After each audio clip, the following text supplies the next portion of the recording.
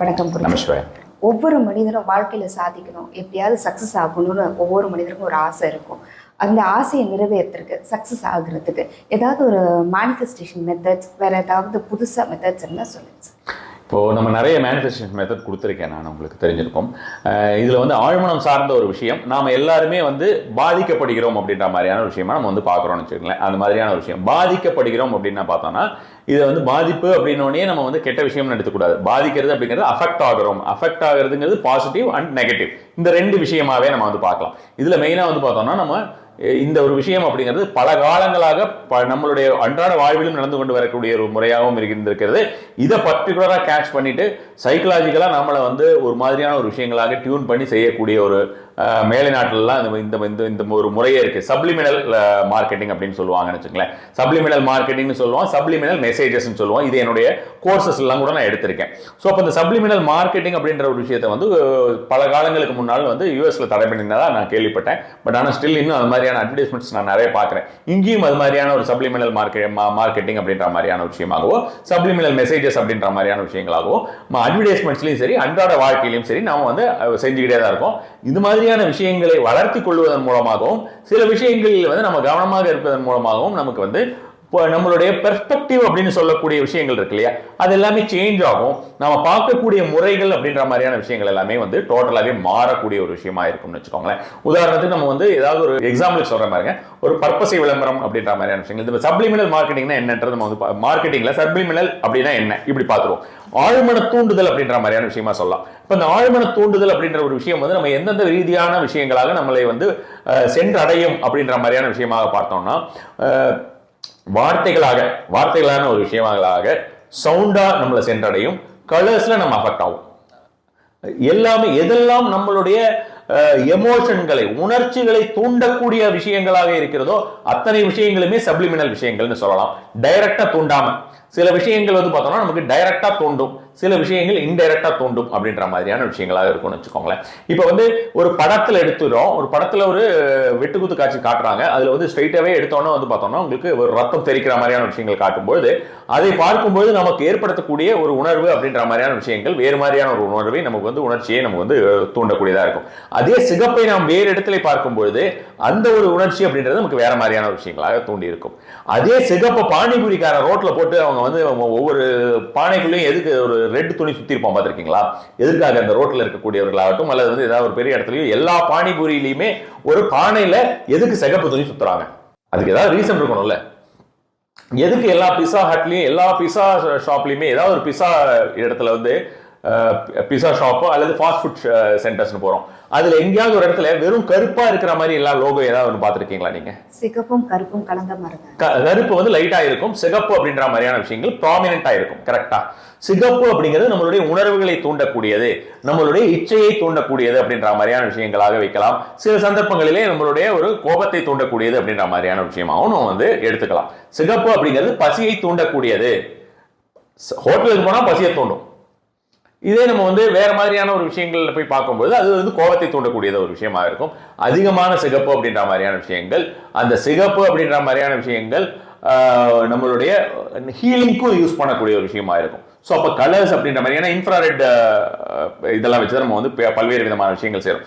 So இந்த subliminal அப்படின்றத எந்த ஒரு விஷயத்தை நேரடியாக செலுத்தாமல் மறைமுகமாக செலுத்திக்கிறோமா. உதாரணத்துக்கு இப்போ நம்ம இந்த வீடியோவோட தம்ப்நெயிலே நம்ம அந்த மாதிரியான சப்ளிமினல் மெசேஜ் யூஸ் பண்ணியிருக்கோம்னு வச்சுங்க. ஸோ அவங்க பார்க்குறாங்க, இது மாதிரி நம்ம ஏகப்பட்ட தம்ப்நெயில பார்க்கலாம். அதாவது தம்ப்நெயில இந்த மாதிரியான விஷயங்கள் யூஸ் பண்ணும்போது கிளிக் பைட் அப்படின்ற மாதிரி இல்லாத விஷயத்தில் போட்டிருக்கிறது அப்படின்ற மாதிரியான விஷயமாக இல்லாமல் இருக்கக்கூடிய விஷயங்களே ஆர்வத்தை தூண்டக்கூடிய ஒரு விஷயமாகவும் மறைமுகமாக ஒரு செய்தியை சொல்லக்கூடிய ஒரு விஷயமாகவும் இருக்கும். ஸோ இப்போ சில காலங்களுக்கு முன்னால் உங்களுக்கு ஃபேஸ்புக் யூஸ் பண்ணுற பழக்கம் இருக்கான்னு தெரியாது. ஆனால் ஒரு சில ஒரு 5-6 வருஷங்கள் முன்னாலேருந்து ரெகுலராக இருந்தது, இப்போ நீர்த்து போயிடுச்சு. ஒரு தமிழனா இருந்தால் ஷேர் பண்ணுன்னு சொல்லி போட்டிருப்பான். எதை எடுத்தாலும் பார்த்தீங்கன்னா தமிழனா இருந்தால் ஷேர் பண்ணு, தமிழனா இருந்தால் ஷேர் பண்ணுன்னு. அதை பார்த்து அவங்க வந்து எல்லாம் ஷேர் போயிட்டே இருக்கும். அது பண்ணி அது எல்லாரும் யூஸ் பண்ண ஆரம்பிச்சு அந்த தமிழன் அப்படிங்கிற ஒரு உணர்வை தூண்டக்கூடிய, தமிழனா இருந்தால் நீ ஷேர் பண்ணி தான் ஆகணும், அப்போ நான் பண்ணலைன்னா ஐயோ நான் ஏதோ தப்பு பண்ணுறணும் அப்படின்ற மாதிரியான ஒரு விஷயமா சொல்லுவாங்க. சில அம்மாக்கள்லாம் பார்த்தீங்கன்னா வீட்டில் குழந்தைங்க இந்த சென்ஸ் பார்த்தீங்கன்னா ஒரு 15 வயசு அந்த மாதிரி 16 வயசு பையன் இருக்கான், வீட்டில் ஏதாவது ஒரு வேலை செய்யணும்னு வச்சுங்களேன், அம்மாவுக்கு ஏதாவது முடியலன்னா அவங்களால தாங்கவே முடியாது, உடனே அவன் அந்த வேலையை செஞ்சிருவான் அப்படின்னு சும்மா அப்படியே அடிச்சு விடுவாங்க. அந்த பையன் வந்து மெனக்கிட்டு நம்ம இதெல்லாம் செய்வோம் போல் இருக்குன்னு அவனுக்கு அது ஒரு இன்டைரக்டா ஒரு மனசுல வச்சுட்டு அது மாதிரியான ஒரு விஷயமாக செய்வது அப்படின்றது. இதெல்லாம் சாதாரணமா அன்றாடமாக நம்ம வந்து வீட்டுக்குள் யூஸ் பண்ணக்கூடிய ஒவ்வொரு விஷயங்கள்.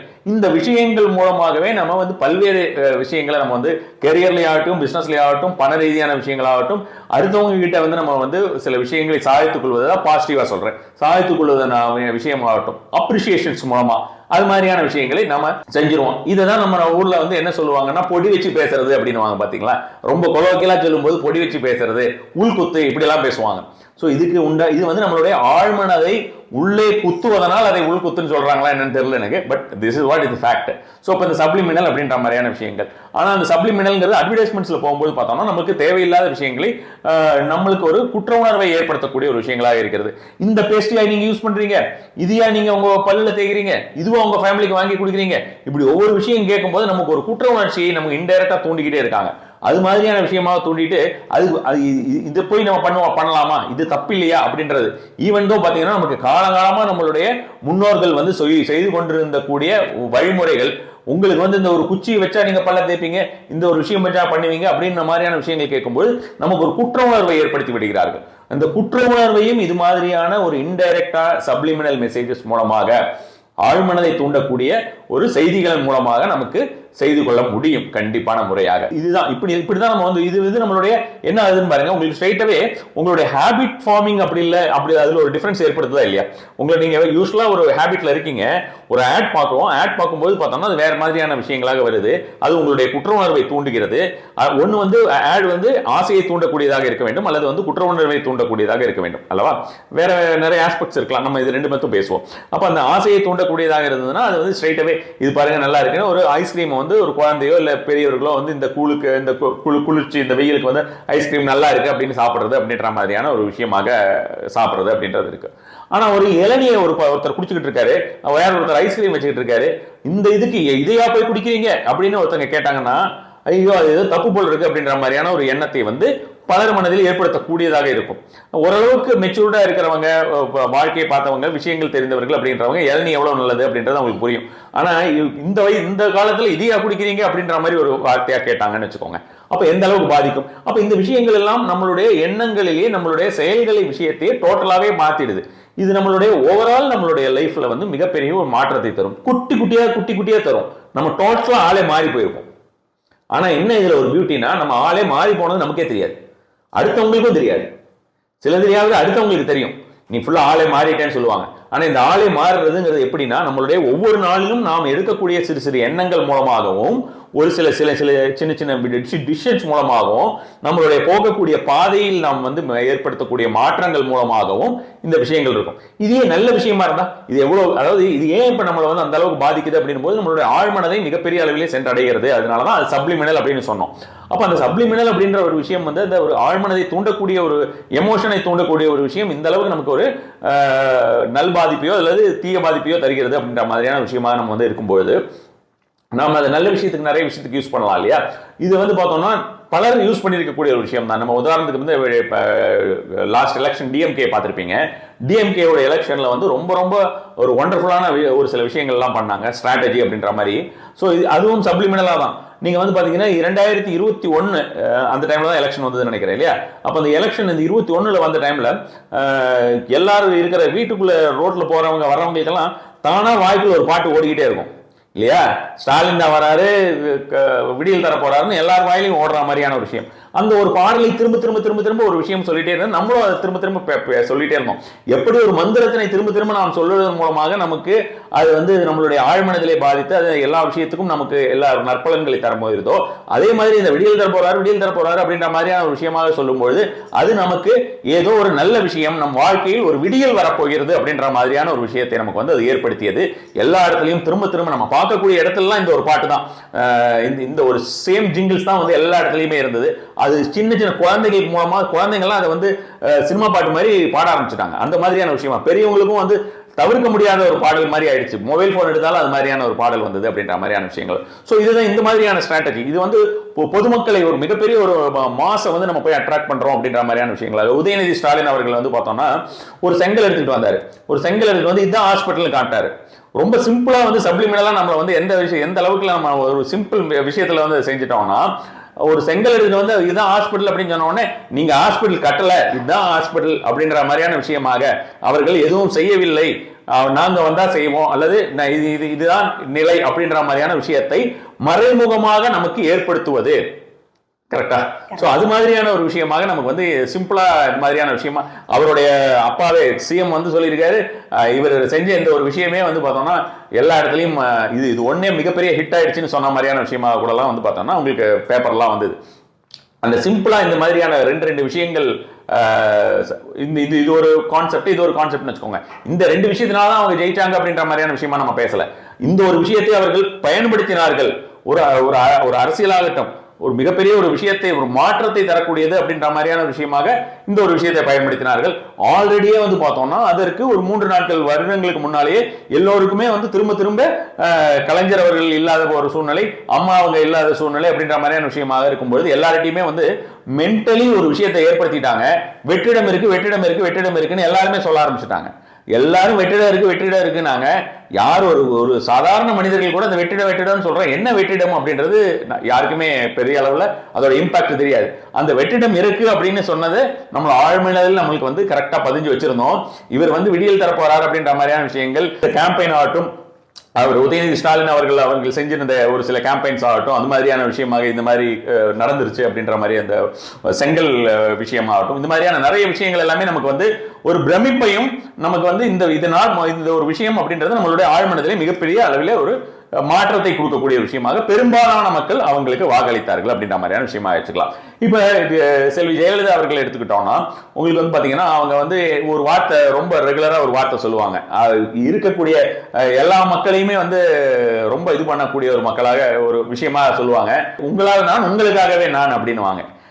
அதாவது டிபிக்கலா நம்ம வீட்டுக்குள்ள வந்து உட்காந்துடுறாங்க அப்படின்ற ஒரு சிச்சுவேஷனை கொண்டு வந்துடுறாங்க இந்த ஒரு சிங்கிள் வேர்ட்ல. உங்களால் நான், உங்களுக்காகவே நான், ரொம்ப கொலோக்கியலான வேர்டு. நம்ம வீட்டுக்குள்ள எல்லாரும் சாதாரணமா பேசக்கூடிய ஒரு வார்த்தை, ரொம்ப ஒரு பெரிய ஒரு இலக்கணமான விஷயம் இல்லை. இப்ப நம்ம இந்த இவரோட சொன்ன மாதிரி ரொம்ப சாதாரணமான ஒரு மக்கள். இதுலயே வந்து ஸ்டாலின் அவர்கள் வருவார், உங்களுக்கு விடியல் தருவார் அப்படின்னு சொன்னா எப்படி இருக்கு? ஸ்டாலின் வராரு, விடியல் தர போறாருங்கிறது கொலோக்கியலா நம்மளுடைய வீட்டுக்குள்ள பேசக்கூடிய ஒரு விஷயமாக இருக்கிறது அல்லவா? சோ அது மாதிரியான விஷயங்கள் நம்மளுடைய ஆழ்மனதில் ரொம்ப ஈஸியா போய் பதிஞ்செடுது. இது மாதிரியான அப்ப இது வந்து நமக்கு ஒரு பாடல்கள் மூலமாக, ஒரு ஒளியின் மூலமாக ஒரு விஷயமாக வருகிறது அப்படின்ற மாதிரியான ஒரு விஷயமா இருந்தால், காட்சிப்படுத்துவதன் மூலமாக பார்த்தோம்னா சிம்பிளா ஒரு செங்கலை காமிச்சிட்டு போயிட்டாரு.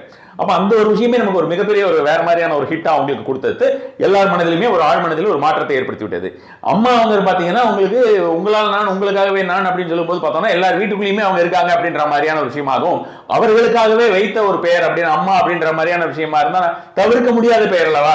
ஒவ்வொரு மனிதர்களுமே ஆணாகட்டும் பெண்ணாகட்டும், ஈவன் பசுமாடுகள்ல இருந்து எல்லாமே வந்து இந்த அம்மான்ற ஒரு வார்த்தையை வந்து விடாத ஒரு எல்லாரும் சொல்லிதானே ஆகணும் அப்படின்ற மாதிரியான ஒரு விஷயம். ஸோ அது இதை விட ஒரு மிகப்பெரிய ஒரு விஷயமே இல்லை. இது மாதிரியான சிக்னல்ஸ், இந்த மாதிரியான இமேஜஸ் அப்படின்ற மாதிரியான விஷயங்கள், பல்வேறு விதமான விஷயங்கள் தினசரியே நமக்கு நடந்துகிட்டு தான் இருக்கு. அதனாலதான் நம்ம வந்து சில சிம்பிள்ஸ் எல்லாம் நமக்கு வந்து இன்டைரக்டா நமக்கு அதுக்கு உண்டான அந்த சப்ளிமெண்டலா நமக்கு நிறைய விஷயங்களை உணர்த்தும். நமக்கே தெரியாது, அதுதான் இதில் நமக்கே தெரியாமல் நமக்கு உணர்த்தக்கூடிய விஷயமா இருக்கும். சில பேருக்கு இப்ப நம்ம வந்து கேட்கும்போது இந்த உங்களால் நான், உங்களுக்காகவே நான்கிறது இது என்ன அவ்வளவு பெரிய ஒரு விஷயமா அப்படின்னா அவ்வளவு பெரிய விஷயம். இது மிகப்பெரிய ஒரு விஷயம், மிகப்பெரிய ஒவ்வொருத்தருக்கும் அவர்களுக்கு தெரியாமல் ஒரு மாற்றத்தை கொண்டு வந்திருக்கக்கூடிய ஒரு விஷயம் அப்படின்ற மாதிரி நம்ம வந்து கண்டிப்பான முறையிலேயே நம்ம வந்து சொல்ல முடியும். இதுதான் இது புனைப்பெயர் வைத்துக் கொள்வது அப்படின்ற மாதிரியான ஒரு விஷயம். தளபதி அப்படின்றது, தலைவி, புரட்சி தலைவி அப்படின்ற மாதிரியான விஷயம், புரட்சி தலைவர் அப்படிங்கிற மாதிரியான விஷயங்கள், இளைய தளபதி இப்படி வச்சு இதெல்லாமே நமக்கு வந்து இன்டைரக்டா அவங்களுடைய ஒரு இமேஜை பூஸ்ட் பண்ணி கொடுக்கக்கூடிய ஒரு விஷயமாகவும், அவர்களை நாம் பார்க்கக்கூடிய பார்வையில் மாற்றம் ஏற்படுத்தக்கூடிய ஒரு விஷயமாகவும் இருக்கக்கூடிய விஷயமா இருக்கும். இதெல்லாம் அன்றாடம் நம்மளுடைய வாழ்க்கையில தினசரியே நடந்து கொண்டிருக்கக்கூடிய விஷயமா இருக்கும்னு வச்சுக்கோங்களேன். ஸோ இப்போ நம்ம வந்து இந்த ஒரு விஷயத்தை பொறுத்த வரைக்கும் இந்த மாதிரி நிறைய விஷயங்கள் நம்ம அன்றாடம் வாழ்க்கையில பார்த்துக்கிட்டு இருக்கோம். யாராவது ஒருத்தங்க நிறைய பேர் பார்த்தோம்னு வச்சுக்கோங்களேன், ஒரு பாஸ் இருக்கார், ஒரு ஆஃபீஸில் ஒரு பாஸ் இருக்காருன்னு வச்சுக்கோங்களேன். அவங்க ஸ்டாஃப் கிட்ட வந்து இவங்க சிம்பிளாக வந்து என்ன சொல்லுவாங்கன்னா, ஒரு 2 பேருக்கு முன்னால் ஏதாவது ஒரு வேலை நடக்கும்போது நிறைய இடத்துல நீங்கள் பார்த்துருக்கிறதுக்கோ கேள்விப்பட்டிருக்கிறதுக்கோ இருக்கும். யாராவது ஒரு ஸ்டாஃப் இருந்தாங்கன்னா, இவங்க இருக்காங்களே இவங்களுக்கு இந்த வேலை ஏதாவது இருந்தாலும் அதை முடிக்காமல் இங்கே இருந்து நகரவே மாட்டாங்க, என்ன பண்ணாலும் சரி நான் போன்னு திறத்தி விட்டாலும் போக மாட்டாங்க அப்படின்வாங்க. இது வந்து இன்டைரக்டா அவங்கள வந்து பெர்சுவேட் பண்றது, வேற மாதிரியான ஒரு விஷயமா அவங்கள அந்த ஒரு விஷயத்துக்கு புஷ் பண்றாங்க. இதெல்லாம் தான் சப்ளிமினல்ஸ் அப்படின்னு சொல்றேன் நான். ஸோ இந்த மாதிரியான ஒரு விஷயமாக அவர்களை பண்றது நமக்கே தெரியாது, நம்ம பெருமைப்பட்டுப்போம், நம்மளை ஏதோ பண்றாங்க, ஓ நம்மளை பத்தி எவ்வளோ ஒரு பெரிய ஒரு வார்த்தை வச்சிருக்காங்க. அப்படிலாம் இல்லை, நாம தான் பலியாடு. ஸோ அப்ப இது வந்து இப்படி எடுத்துக்கலாம். ஸோ அது மாதிரியான விஷயமாக நமக்கு இது ஒவ்வொன்றும் வாழ்க்கையிலே ஒவ்வொரு விஷயத்திலும் நமக்கு செலுத்தப்படக்கூடிய விஷயங்களை தான் சப்ளிமினல்ங்கிறோம். அது மார்க்கெட்டிங்க்கு பயன்படுத்தினது, அட்வர்டைஸ்மெண்ட்ஸ்ல பயன்படுத்தினது அப்படின்ற மாதிரியான விஷயங்கள் வந்து பொதுமக்கள் அறியாமல் அவர்கள் வீழ்கிறார்கள் அப்படின்ற மாதிரியான ஒரு முறையாக யூஎஸ்ல வந்து ஒரு காலத்துல தடை பண்ணினாங்க. இங்க வந்து நமக்கு இந்தியாவில் இந்த மாதிரி பெரிய எவ்வளவு பெரிய விஷயம் நடந்தாலும் பெருசா வந்து அன்லெஸ் அண்ட் அன்டில் ஏதாவது ஒரு மிகப்பெரிய ஒரு இழப்பு ஏற்படலைன்னா எந்த ஒரு தடையும் வராது. ஸோ அதனால இது வரைக்கும் அந்த மாதிரியான தடைகள்ல ஏகப்பட்ட விஷயங்கள், நம்மளுடைய கல்ச்சரல் சேஞ்சஸ் அப்படின்ற மாதிரியான விஷயங்கள் எல்லாமே மாற்றி விட்டாங்க. புதுசாக ஏதோ அட்வர்டைஸ்மெண்ட்ஸ்ல என்னென்ன விஷயங்கள் எல்லாம் காமிச்சிட்டு அது மாதிரியான விஷயங்களாக மாற்றி விட்டார்கள்னு வச்சுக்கோங்களேன். இது நம்மளுடைய அன்றாட வாழ்க்கையிலே நாம் எந்த விதத்திலே நாம் ஜாக்கிரதையாக இருக்க வேண்டும், எந்த விதத்தில் நம்ம வந்து பயன்படுத்திக்க வேண்டும் அப்படின்ற மாதிரியான விஷயமா பார்த்தா நாம வந்து உதாரணத்துக்கு எடுத்துக்கிறோம்னு வச்சுக்கோங்களேன். செய்யக்கூடிய குழந்தை இருக்காங்க, ஒரு குழந்தை இருக்காரு, ஒரு வீட்டில் ஒரு சன் இருக்காங்க, டாட்டர் இருக்காங்க, அவங்க படிக்கிறாங்க அப்படின்ற மாதிரியான விஷயங்கள், படிப்பு அவர்களுக்கு இம்ப்ரூவ் ஆகணும் அப்படின்ற மாதிரியான ஒரு விஷயமாக இருந்ததுன்னு வச்சுக்கோங்களேன். அப்ப இந்த மாதிரி இன்டைரக்டா அந்த மாதிரியான வார்த்தைகள், இப்ப நான் சொன்ன மாதிரியான எக்ஸாம்பிள்ஸ் காமிச்சிருக்க மாதிரியே அவன் வந்து அவன் நிறைய வீட்டில் இது யூஸ்ஃபுல்லாக சொல்லக்கூடியதான் நான் திருப்பி ரிப்பீட் பண்றேன். அவன் படிக்கணும்னு நினைச்சா படிச்சிருவான், ஆனா உட்கார மாட்டான், அது மட்டும்தான் அவனால முடியாதுன்னுவாங்க. அது மாதிரி சொல்லியே அதை உட்கார வைக்கிறது, அது மாதிரி தான் இந்த மாதிரியான வார்த்தைகள் நிறைய இருக்கு. இதெல்லாம் நம்ம தெரிஞ்சு பண்ணல, இதெல்லாம் நம்ம தெரியாமையே பண்ணிக்கிட்டு இருக்கோம். இந்த மாதிரியான விஷயங்கள், நிறைய விஷயங்கள் நம்ம தெரியாம அன்றாட வாழ்க்கையில யூஸ் பண்ணிக்கிட்டு இருக்கோம். ஸோ அது மாதிரியான ஒரு விஷயங்களாக இது மாதிரி காட்சிப்படுத்தக்கூடியது. நம்ம சிம்பிள்ஸ் பத்தி பேசலாம். சிம்பிள்ஸ், இந்த மாதிரியான ஏகப்பட்ட சிம்பிள்ஸ் நம்மளுடைய வாழ்க்கையிலே பல்வேறு விதமான ஒரு மாற்றத்தை தரக்கூடிய சிம்பிள்ஸ் எல்லாம் இருக்கு. அது நம்ம டே டு டே நம்ம வந்து பார்க்கக்கூடிய விஷயங்கள்.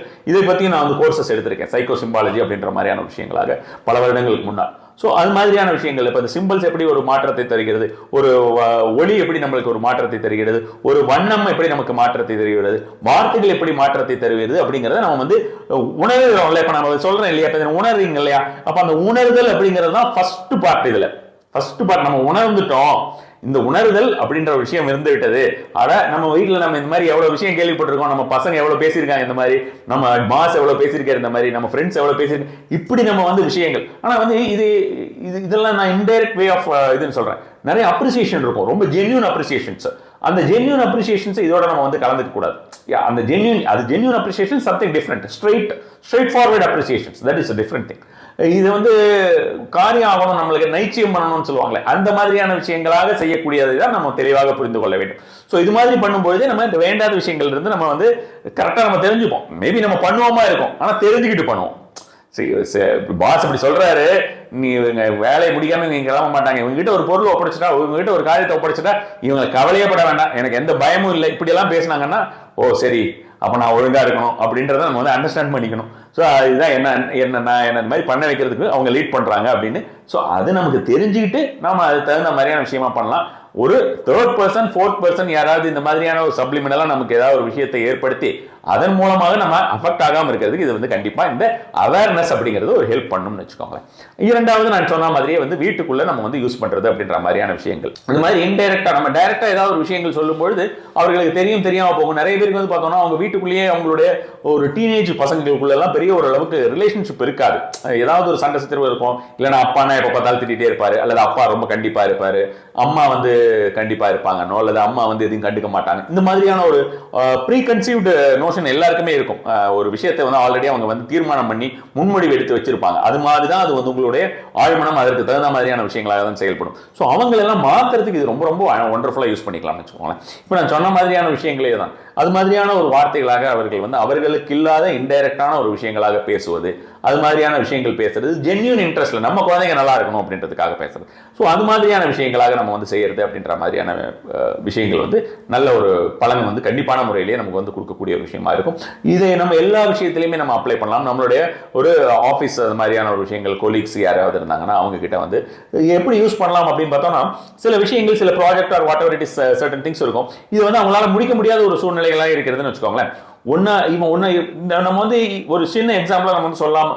இது கூட நீங்க பல இடத்துல பார்த்துருக்கலாம். இவனால முடியும், இவன் ஈஸியா பண்ணிட்டு போயிடுவான், இவன் ஏன் இதுக்கு இவ்வளவு தயங்குறான்னு தெரியல, இதுக்கு ஏன் இவன் இவ்வளவு இதாக பண்றான்னு எனக்கு ஒண்ணுமே புரியல, இப்படி பேசுவாங்க. ஸோ இதெல்லாம் நம்ம ரொம்ப கான்சியஸா ஒவ்வொரு விஷயத்திலையும் அதை நம்ம வந்து இம்ப்ளிமெண்ட் பண்ண இதை கான்சியஸா பண்ணணும். ஏதாவது ஒரு விஷயத்துக்கு மட்டும் பண்றோம், அப்படி இல்லாம கான்சியஸா ஒவ்வொரு விஷயத்தை ஒரு பர்டிகுலர் பர்சன் சேஞ்ச் பண்ணணும் அப்படின்னு நினைக்கிறோம். ஒரு பர்டிகுலர் பர்சனை வந்து பாசிட்டிவா வந்து அவங்களை நம்ம வந்து நல்ல நிலைக்கு வர வைக்க வேண்டும் அப்படின்ற மாதிரியான விஷயமாக நினைத்தோம் என்றால் இதை யூஸ் பண்ணிக்கிறது நமக்கு வந்து ரொம்ப ரொம்ப ஹெல்ப்ஃபுல்லான ஒரு விஷயமா இருக்கும்னு வச்சுக்கோங்களேன். இது எல்லாம் நான் சொன்ன மாதிரி எவ்ரி வாக்ஸ் ஆஃப் லைஃப், ஒவ்வொரு வாழ்க்கையிலே இருக்கக்கூடிய ஒவ்வொரு விஷயத்திற்குமே இந்த விஷயங்களை யூஸ் பண்ணிக்கிறது அப்படிங்கிறது கண்டிப்பான முறையிலே ஒரு நல்ல ஒரு பலன் தரக்கூடிய ஒரு விஷயமா இருக்கும்.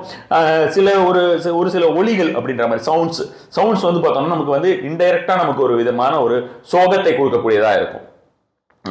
முதல்லலாம் வந்து பார்த்தோம்னா நமக்கு உதாரணத்துக்கு வந்து முராரி ராகம் அப்படின்னு பார்த்தோம்னா நமக்கு அழுக வரும் அப்படின்னு சொல்லுவாங்க. ஆனால் அந்த முராரி ராகத்திலே வந்து இருக்கக்கூடிய நிறைய சினிமா பாடல்கள் இருக்கின்றன, பாடல்களும் இருக்கின்றன, வெறும் இன்ஸ்ட்ருமெண்டல் மியூசிக்ஸ் இருக்கு.